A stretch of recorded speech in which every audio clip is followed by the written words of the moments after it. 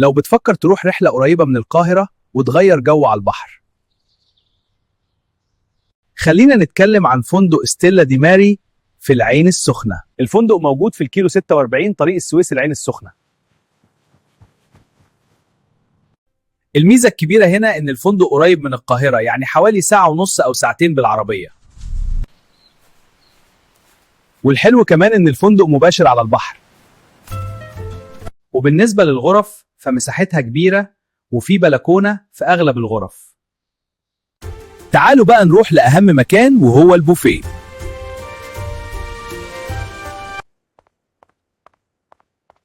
الأكل تقييمه كويس جدا وفي تنوع، يعني أكل شرقي وغربي. وبالنسبة للبحر واسع ونظيف ومناسب للقعدة.